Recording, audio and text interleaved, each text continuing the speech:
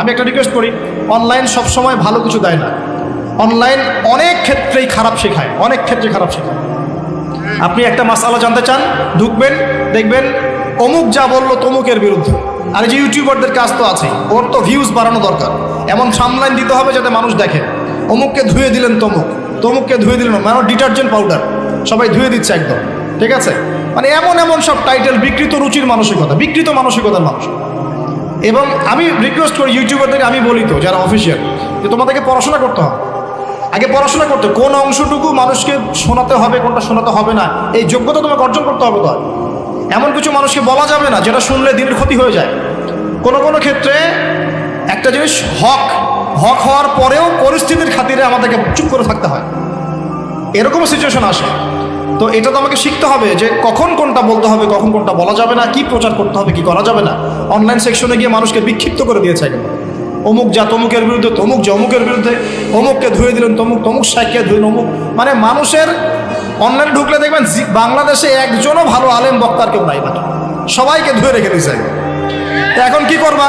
এখন তুমি দায়িত্ব নাও উম্মার, ইউটিউবিং আর ফেসবুকিং বাদ দিয়ে তুমি এখন উম্মার দায়িত্ব নাও। আমরা আলেম ওলামা যারা সবাই সরে যাই, তোমরা আলেম হয়ে দায়িত্ব নাও। এখন তোমরা উম্মাকে নেতৃত্ব দাও। সবাই তো খারাপ, যে কোনো আলেমের নাম দেন আমাকে, দেখবেন তার বিরুদ্ধে 10টা অভিযোগ ইউটিউবে পাওয়া যাবে, 10টা অভিযোগ ফেসবুকে পাওয়া যাবে। তো ভালোটাকে থাকলো এখানে, কেউ ভালো আছে? তাহলে সবাই সরে যাই আমরা, আলেম ওলামা যারা আছেন ওরাই দায়িত্ব নেয়, ওরাই বক্তব্য দেয়, ওরাই বয়ান করে, বই লিখুক। দেখেন বাংলাদেশে একটা খুব নিম্ন মানসিকতার চর্চা হচ্ছে। নিজে মানুষের দোষ ধরতে বেশি ব্যস্ত, নিজে কিন্তু আলেম হবে না। নিজে কষ্ট করে পড়াশোনা করে আলেম হয়ে এসে বক্তব্য দাও, নিজে কষ্ট করে পড়াশোনা করে আলেম হয়ে একটা বই লিখো, নিজে একটা মাদ্রাসা করো, একটা স্কুল করো, একটা প্রতিষ্ঠান করো, হাফেজদেরকে পড়াও। নিজে কি করতেছো তুমি? তুমি তো মানুষের ভুল নিয়ে ব্যস্ত, নিজে করতেছোটা কি? আর কোন কাজটা করলে উম্মার ভেতর থেকে খেদমত হবে আর কোন কাজটা এখন করা যাবে না, এই বোঝার যোগ্যতাও তো তোমার অর্জন হয় না। কোনো কোনো ক্ষেত্রে দেখা যায় যে কোরআন, আস্তাগফিরুল্লাহ, কোরআন বিশুদ্ধ করে তেলাওয়াতটুকু করতে জানে না, এইসব মাহফিলের মঞ্চে বসে বসে বয়ান করতেছে মানুষ। শুধু বয়ান না, বয়ান করলে একটা কথা ছিল, ঠিক আছে একসময় শিখে নেবে বলতাম, বয়ান না, এখানে বসে বসে রীতিমতো আলেম ওলামাদেরকে, মুফতিদেরকে বাহাসের জন্য ডাকা হচ্ছে। বাহাসের জন্য ডাকা হচ্ছে, যে ব্যক্তি ডাকছে সে কোরআনও তেলাওয়াত করতে পারে, একটা আয়াত তেলাওয়াত করতে 10টা ভুল করে বসে। বিশ্বাস করছেন না? এগুলো দেখছি, আপনারা তো হয়তো সব বাইরের চোখ দিয়ে দেখেন, কিছু কিছু মানুষ ভিতরের চোখ দিয়ে দেখে। ভিতরের চোখ দিয়ে আমরা যা দেখছি না, উম্মার অবস্থা ভালো না।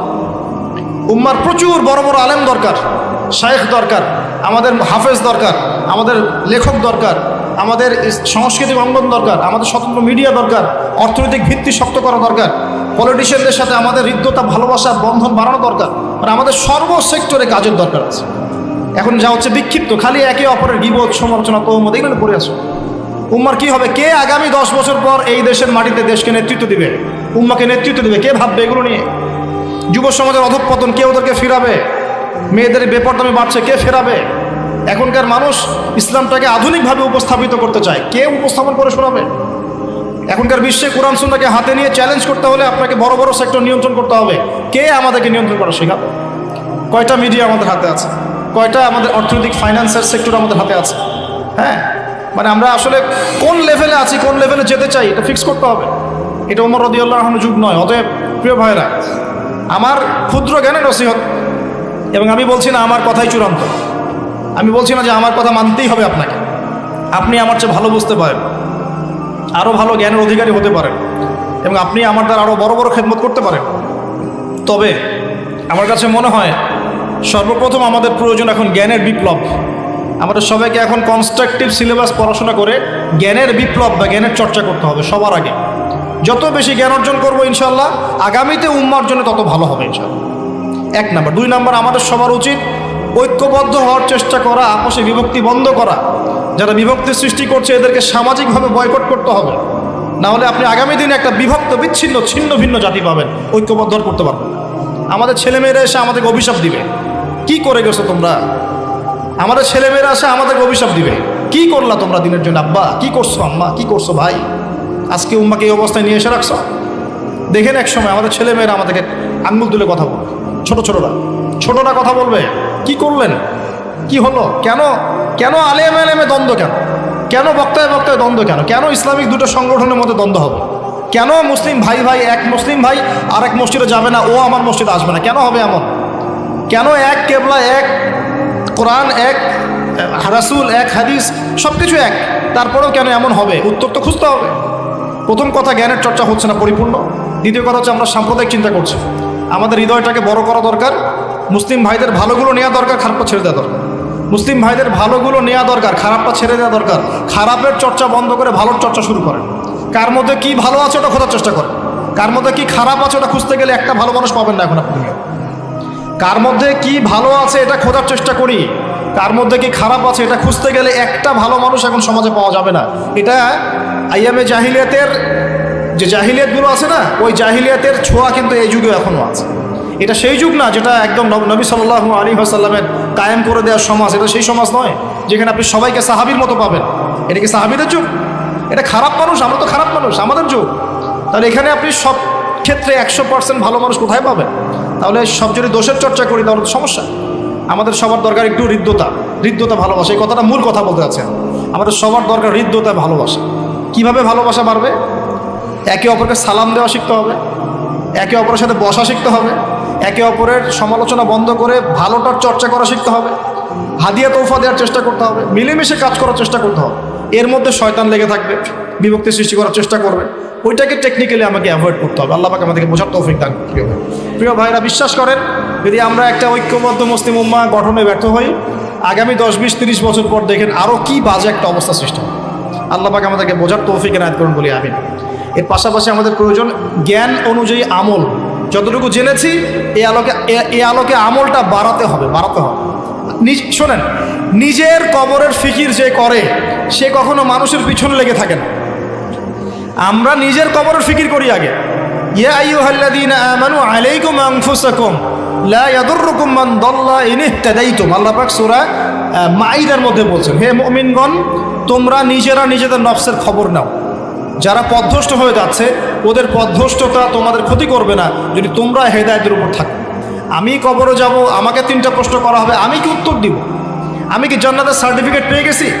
আমার পিছনে কি জান্নাতের সিল লাগানো হয়ে গেছে? তাহলে আমি কেন আরেক ভাইয়ের নামাজ নিয়ে কটাক্ষ করি? আমি কেন আরেক ভাইয়ের অমুক নিয়ে কটাক্ষ করি, অমুক মাদ্রাসা নিয়ে কটাক্ষ করি, অমুক ব্যক্তিত্বকে নিয়ে কটাক্ষ করি, অমুক আলেমকে নিয়ে কটাক্ষ? কেন আমি করতে যাবো? কেন? এমন তো হতে পারে সে ব্যক্তি আমার আগে জান্নাতে চলে গেছে, আমি পড়ে গেছি পিছনে। হতে পারে না? হতে পারে কি না? এমন তো হতে পারে আমি সবার শেষে জান্নাতে যাচ্ছি খুঁড়ায়, আর এই মানুষগুলো আমার আগেই জান্নাতে সব চলে গেছে। হতে পারে কি না? এই যে ইবলিসি স্বভাব একটা চলে আসছে, নিজেকে বড় মনে করা, অন্যকে ছোট মনে করা। এই কাজ করতে গিয়ে আমরা কিন্তু ঐক্য নষ্ট করে ফেলছি। প্রিয় ভাইরা, সমালোচনার সংস্কৃতি বন্ধ করে ভালোর চর্চা করুন, হৃদ্যতা বাড়ান, আমল বাড়িয়ে দেন। নিজের কবরের ফিকির করি। 30 বছর চলে গেল, কয় ওয়াক্ত নামাজ পড়েছি, কয়টা সূরা শিখলাম, কয়টা হাদিস শিখলাম, হ্যাঁ, কয়দিন মানুষকে দাওয়াত দিলাম, কয়দিন আমি তাবলীগের মেহনত করলাম, কয়দিন আমর বিল মারুফ। যদি আমরা সবাই ঐক্যবদ্ধ থাকতে পারতাম তাহলে ইসলামের ভিতরের শত্রু বা বাহিরের শত্রুরা কখনোই দিনের কোনো ক্ষতি করতে পারতো না। কিন্তু এখন দুর্ভাগ্যজনক হলো সত্য, আমরা দেখছি যে মুসলিম সমাজে ইসলামের দুশমনরা বিভিন্ন রকম আদর্শ মতবাদ ছড়িয়ে দিয়েছে। যেমন মুসলিমদেরকে তারা কিছু ক্ষেত্রে শিরক শিখিয়েছে, তাওহীদের সাথে শিরক শিখিয়েছে। কোনো ক্ষেত্রে সুন্নতের সাথে বেদাত শিখিয়েছে। কোনো ক্ষেত্রে হালালের সাথে হারাম শিখিয়েছে। হালাল অর্থনীতির সাথে হারাম সুদ ঢুকিয়ে দিয়েছে। কোনো ক্ষেত্রে যুবকদের নীতি নৈতিকতাকে অধঃপতিত করার জন্যে যুবকদের মাঝখানে মেয়েদের ফ্রি অ্যাক্সেস দিয়ে দিয়েছে। কোনো ক্ষেত্রে প্রযুক্তির নামে আমাদের সবার হাতে হাতে নগ্নতা, অশ্লীলতাকে সহজলভ্য করে দেওয়া হয়েছে। এই কোনো কাজগুলোই এমনি হয়নি। মুসলিমদের মধ্যে অভ্যন্তরীণ বিভক্তি, ধর্মতাত্ত্বিক বিভক্তি, পলিটিক্যাল বিভক্তি, অর্থনৈতিক ক্ষেত্রে বিভক্তি, সামাজিক বিভক্তি, এই বিভক্তি, অধঃপতন, নীতি নৈতিকতার অধঃপতন, এগুলো এমনি হয়নি। এগুলোর পিছনে একটা মাস্টার প্ল্যান আছে। কি আছে? Master plan.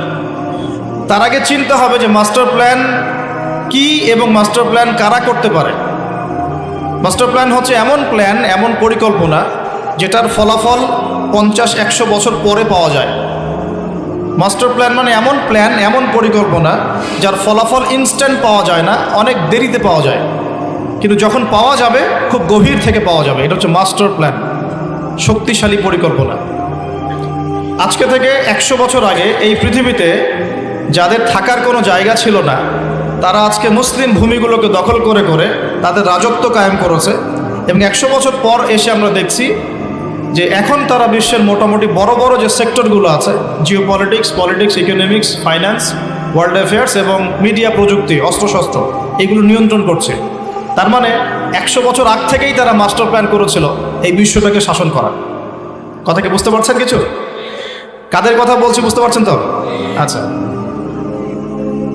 এখন নতুন পরিকল্পনা, যেটা টাটকা পরিকল্পনা, সেটা হচ্ছে এটা আশঙ্কা আপনি কখন করতে পারেন? যখন আপনি ইতিহাস পড়েছেন, কোরআন সুন্নাহ ঘাটাঘাটি করছেন, ওয়ার্ল্ড অ্যাফেয়ার্স পড়ছেন, আপনি তখন একটা আশঙ্কা করতে পারেন এটা হতে পারে। এটা কিন্তু হবেই এমন নয়। আশঙ্কা হতে পারে যে আগামী রমজানটা মুসলিমদের জন্য কঠিন হতে পারে, স্পেশালি মুসলিমদের জন্য। হতেই পারে তাদের উপর নির্যাতনের নতুন স্টিম রোলার চালু হতে পারে। পরিবেশ পরিস্থিতি ওইদিকে যাচ্ছে। প্রশ্ন হচ্ছে কেন তারা এটা চাচ্ছে, কি কারণ? কারণ হচ্ছে পৃথিবীর একটা সভ্যতা খুব শক্তভাবে চাচ্ছে যে সারা বিশ্ব থেকে যেন ধার্মিক এবং মুসলিমদের একটা অধঃপতন ঘটে এবং তাদেরকে এলিমিনেট করা যায়, বাতিল করে ফেলা যায়। এখন বিশ্বটাকে শাসন করতে হলে বিশ্বের বড় বড় সেক্টরগুলোকে শাসন করতে হবে। ফর এক্সাম্পল জিও পলিটিক্স, তারা সেটা করছে। ফর এক্সাম্পল ইকোনমিক্স, পুরো ওয়ার্ল্ডের ব্যাংকিং সিস্টেম দিয়ে তারা সেটা করছে। ফর এক্সাম্পল ফাইন্যান্স, ব্যবসা বাণিজ্য, তারা কিন্তু ব্যবসা নিয়ন্ত্রণ করছে। ফর এক্সাম্পল মানি, কারেন্সি, তারা কিন্তু কারেন্সি নিয়ন্ত্রণ করছে। ফর এক্সাম্পল মিডিয়া, প্রযুক্তি, এগুলো কিন্তু ওদের হাতে নিয়ন্ত্রিত হচ্ছে। এমনকি মুসলিম সমাজের ভিতরে তাদের বহু এজেন্ট ঘুরে বেড়াচ্ছে মুসলিমদের লেবাসে, পোশাকেই। আমরা সেটাও বুঝতে পারছি না, চিনতেও পারছি না। কারণ চেনার জন্য আমাদের যে দূরদর্শিতা দরকার, খিদির আলাইহিস সালামের মতো যে বাসিরা দরকার। নৌকা ফুটা করছি এই কারণে, নৌকা ভালো থাকলে জলদস্যু নিয়ে চলে যাবে, এটা মুসা আলাইহিস সালাম বুঝতে পারছেন না, খিদির আলাইহিস সালাম বুঝতে পারছেন। বাচ্চাকে হত্যা করেছে এই কারণে, বাচ্চা বড় হলে বড় কাফের হতো, পিতামাতাকে কাফের বানাতো, এটা মুসা আলাইহিস সালাম বুঝতে পারেন নাই, খিদির আলাইহিস সালাম করেছে। এই দেয়াল নির্মাণ করেছে এই কারণে, এই দেয়ালের নিচে এতিম বাচ্চার সম্পদ আছে, নির্মাণ না করলে মানুষ নিয়ে চলে যাবে, এটা মুসা আলাইহিস সালাম বুঝতে পারেন নাই, খিদির আলাইহিস সালাম পেরেছে। কোন সূরার কথা বলছি বুঝতে পারছেন কি? সূরা কাহফ। তো এই যুগে ইসলামের উন্নতির জন্যই হোক, ভিতরের বাহিরের শত্রু থেকে চেনার জন্যই হোক, অবশ্যই খিদির আলাইহিস সালামের মতো অন্তর্দৃষ্টির দরকার আছে। কি দরকার আছে? বাসিরা, অন্তর্দৃষ্টি, নূরের দরকার। আর নূর তখন আসবে না যখন আমাদের মধ্যে তাকওয়া থাকবে না, তখন নূর আসবে না। মুত্তাকি ব্যক্তি হলে নূর আসবে ইনশাআল্লাহ, কোরআনওয়ালা মানুষ হলে আল্লাহর নূর আসবে ইনশাআল্লাহ। যে ব্যক্তি বেশি বেশি তাহাজ্জুদ পড়ার চেষ্টা করে, নফল আমল করে, দান সদকা করে এবং ভালো কাজের আদেশ করে, অন্যায় কাজে নিষেধ করে, সৎ থাকে, তার কাছে নূর আসবে ইনশাআল্লাহ। যে ব্যক্তি বেশি বেশি পরকালের ফিকির করে, নিজের কবরের ফিকির করে, মানুষের পিছনে লেগে থাকে না, নিজের ফিকির নিজে করে, নিজের চেহারা আয়নায় দেখে, তার কাছে নূর আসবে ইনশাআল্লাহ।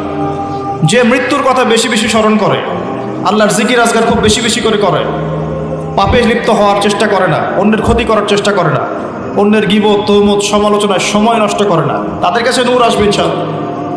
কিন্তু যাদের কলবের মধ্যে অহংকার, রিয়া, হিংসা, বিদ্বেষ, গীবত, তহমত, সমালোচনার অপসংস্কৃতিতে ভর্তি পয়জন, এই পয়জনপূর্ণ হৃদয়ের মধ্যে আল্লাহর নূর তো আসবে না। আর আল্লাহর নূর যখন আসবে না, তখন তো আপনি ওয়ার্ল্ড অ্যাফেয়ার্সটা বুঝতে পারবেন না। তারা একটা মাস্টার প্ল্যান করেছে। মাস্টার প্ল্যানটা হয়েছে আজকে থেকে 100-150 বছর আগেই। 100 বছর হয়ে যাচ্ছে এই পৃথিবী থেকে ইসলামের ইতিহাসের সর্বশেষ যে খেলাফা, সেটাও চলে গেছে। 100 বছর হয়ে গেছে, আমরা কয়জন জানি? এটা শতবর্ষ পার হয়ে গেছে। মানে কি, ওমর রাদিয়াল্লাহু আনহুর যুগ আর এই যুগের মধ্যে পার্থক্যটা কি?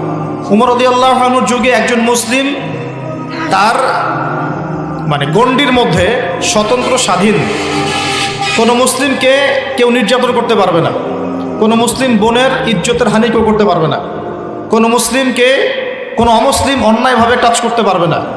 মুসলিমদের সমাজে সালাত কায়েম থাকবে, যাকাত প্রতিষ্ঠা থাকবে, পর্দা থাকবে, নীতি নৈতিকতা থাকবে, এবং সেখানে অমুসলিমরা পর্যন্ত স্বতন্ত্র স্বাধীন নিরাপদে থাকতে পারে।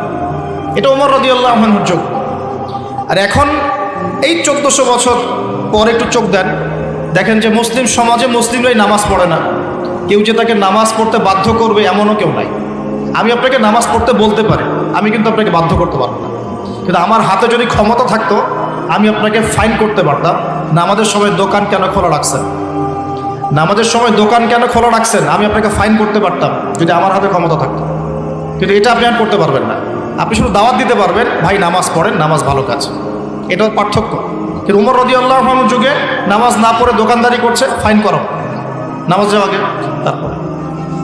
দুটোর পার্থক্য বোঝার চেষ্টা করেন। জাকাতের দাওয়াত দিতে পারি আপনাকে, আমি এখন জাকাত দেন, নেশাব পরিমাণ সম্পদ হলে জাকাত দেন, আমি আপনাকে ফোর্স করতে পারবো না। এটা সেই কান্ট্রি নয়, এটা সেই পরিবেশ না, এখানে খিলাফা নাই, এটা ডেমোক্রেটিক সেকুলার কান্ট্রি, এখানে আপনি ফোর্স করতে পারবেন। কিন্তু উমর রাদিয়াল্লাহু আনহুর যুগে কেউ জাকাত না দিলে ওর বিরুদ্ধে যুদ্ধ করা যেত। আমি কি বোঝাতে পারছি কিছু? এখন আপনাকে আমি বলতে পারি ভাই সুদ খায়েন না, খাওয়ার না খাওয়ার শর্ত এটা আপনার উপর ডিপেন্ড করছে। আপনি চাইলে খেতে পারেন, না চাইলে না খেতে পারেন। উমর রাদিয়াল্লাহু আনহুর যুগে কেউ সুদ খেতে পারতো না, সুদ চালু করলেই তাকে শাস্তির আওতায় আনা হতো। এখন আমি আপনাকে দাওয়াত দিতে পারি, হে বোন আপনি পর্দা করেন, পর্দা করে বাইরে বের হন, আমি আপনাকে দাওয়াত দিতে পারি, আমি আপনাকে ফোর্স করতে পারবো না। কিন্তু উমর রাদিয়াল্লাহু আনহুর যুগে কেউ যদি বেপর্দায় এখনকার মেয়েদের মতো ছেলেদের পোশাক পরে বের হতো, নিশ্চিত পিটুনি খাইতো, খাইতো না পিটুনি? এখন আমি আপনাকে ফোর্স করতে পারছি না। দুইটা ছেলে দেখা যায়, দুইটা ছেলে একে অপরের সাথে নাউজুবিল্লাহ জিনা করছে কিনা? এখন দুইটা মেয়ে পরস্পরকে বিয়ে করছে কিনা? ধর্ষণ বাড়ছে কিনা? পরকীয়া বাড়ছে কিনা? ব্যভিচার বাড়ছে কিনা? জেনা বাড়ছে কিনা? মদপান বাড়ছে কিনা? কিন্তু আমি এগুলোকে দমন করার জন্য আপনাকে ফোর্স করতে পারবো না। এটা হলো এখনকার সময়। আমি বড়জোর বলতে পারি সমকামিতা হারাম, আমি বলতে পারি সুদ হারাম, আমি বলতে পারি মাদকদ্রব্য হারাম, আমি বলতে পারি ব্যভিচার হারাম, জেনা হারাম ইত্যাদি, কিন্তু আমি আপনাকে ফোর্স করতে পারবো না। কিন্তু উমর রাদিয়াল্লাহু আনহুর যুগ হলে সবগুলো বিষয়ে মানুষকে ফোর্সফুলি ইসলাম মানতে বাধ্য করা যেত। তবে তখন মানতে বাধ্য করতে হতো না, কারণ মানুষ সবাই মুত্তাকি ছিল, তারা অটোমেটিকলি মানত। এরপরে যদি কিছু দুষ্ট মানুষ থাকতো এদেরকে শাস্তির আওতায় এনে মানানো যেত। আপনাকে বোঝাচ্ছি সময়ের পার্থক্য। এই যে ইসলামিক এনভায়রনমেন্ট মানে কি, শুধু দাওয়াত এটা একমুখী কথা। দাওয়াত আমরা দাওয়াত দিচ্ছি, ফাযাক্কির ইন্নামা আনতা মুযাক্কির লাস্তা আলাইহিম বিমুসাইতির, আপনি কারোর প্রতি দারোগা নন। মাক্কি যুগে নবী সাল্লাল্লাহু আলাইহি ওয়াসাল্লাম দাওয়াতের কাজ করছেন। দাওয়াত মদিনায় গিয়ে দাওয়াত শুধু দাওয়াত নয়, মদিনায় গিয়ে যদি ইসলামিক অনুশাসনের এগেনস্টে কেউ কিছু করে নবী সাল্লাল্লাহু আলাইহি ওয়াসাল্লাম তাকে শাস্তির আওতায় নিয়ে আসছেন। এবং এই শাস্তিগুলো কিন্তু সমাজের কল্যাণই করেছে, অকল্যাণ করে নাই, করেছে। প্রিয় ভাইয়েরা, যখন থেকে সময়টা চলে গেছে, এটা প্রায় 100 থেকে 150 বছর হতে চলল। অটোম্যান এম্পায়াররা যখন ডিফিটেড হয়েছে 1914 থেকে 1919-এর মধ্যে, তারপর থেকে পুরো ওয়ার্ল্ডের প্রেক্ষাপটটা চেঞ্জ হয়ে গেছে। বিগত 100 বছরে মুসলিমরা তাদের শেকড়টা পর্যন্ত ভুলে গেছে। বিগত 100 বছরের হিস্ট্রি দেখাচ্ছি আপনাকে। বিগত 100 বছরে পুরো ওয়ার্ল্ডের উপর আমাদের যে আধিপত্যটা ছিল এটা কিন্তু কমে গেছে। কমেছে কি কমে নাই? কমেছে। 1 2 নাম্বার, পুরো ওয়ার্ল্ডে আমরা একটা ইউনাইটেড ভাবে ছিলাম পুরো ওয়ার্ল্ডের মধ্যে, এটাকে ভেঙে টুকরা টুকরা টুকরা টুকরা করে প্রায় 57 থেকে 58টা আলাদা আলাদা রাষ্ট্র করে দেওয়া হচ্ছে। কারোর সাথে কারো খুব একটা বন্ডিংস নাই, স্বাভাবিক, না থাকাই স্বাভাবিক। তো ঐক্যটা ভেঙে গেল। আবার কি হলো? আরব জাতীয়তাবাদ, তুর্কি জাতীয়তাবাদ, এই নিয়ে একটা ফ্রিকশন শুরু হলো, এর মধ্য দিয়ে ফেটে পড়লো। আবার বিভক্ত জনগোষ্ঠীগুলোর মধ্যে অনইসলামিক অনেক দর্শন ঢুকিয়ে দেওয়া হলো, এতে করে তারা আবার বিভক্ত হয়ে গেল। তারপরে আবার পলিটিক্যালি বিভিন্ন দর্শন দেওয়া হলো, এরা আবার বিভক্ত হয়ে গেল। আর ধর্মের মধ্যে অনেক দর্শন ঢুকিয়ে দেওয়া হলো, এবার মানুষ আরও বিভক্ত হওয়া শুরু করলো। আর আল্লাহ পাকের ওই আয়াত যেটা তেলাওয়াত করলাম, ওয়া'তাসিমু বিহাবলিল্লাহি জামিআন ওয়া লা তাফাররাকু, ওইটা কোরআনেই পড়ে থাকলো, বাস্তবে আর থাকলো না। আমি মনে বোঝাতে পারছি না, কঠিন হয়ে যাচ্ছে নাকি? ধর্মের দিকেই দেখি একটু, তারপর অন্যদিকে যাব। মুসলিম সমাজে বিগত 100 বছরে 100-150 বছরে যতগুলো মতবাদ খুব মাথা চারা দিয়ে উঠেছে আর কি, আগেও ছিল, নতুনত্ব পেয়েছে। তার মধ্যে একটা হচ্ছে মুরজিয়া মতবাদ। কি মতবাদ? মুরজিয়া মানে শৈথিল্যতাবাদী বা শৈথিল্যবাদী। মুসলিমরা অনেকেই মনে করে এখন যে লা ইলাহা ইল্লাল্লাহ কালিমা একবার মুখে পড়লেই যথেষ্ট, আমলের কোনো দরকার নাই। মুসলিমরা কিন্তু অনেকে মনে করে একবার খালি লা ইলাহা ইল্লাল্লাহ কালিমা পড়েছি, এখন আমি নামাজ পড়ি আর না পড়ি, যাকাত দেই আর না দিই, হজ ওমরা করি আর না করি, দিনের কাজ করি না করি, আমি একদিন জান্নাতে যাবই। মানুষের কনসেপ্ট এখন অনেকটা এমন, অনেকেরই, সবার না। এটাকে বলে শৈথিল্যতাবাদী বা মুরজি আকিদা, এটা একটা বেদাতি আকিদা। তারপরে কিছু মানুষ মনে করে যে মুতাজিলা আকিদা, মানে যুক্তি দিয়ে আমি ধর্ম মানব, যুক্তির বাইরে গেলে কোরআন হাদিস মানব না, কোরআন হাদিস যুক্তির মধ্যে আসলে তারপর মানব। এখন আমাকে বলেন, যুক্তি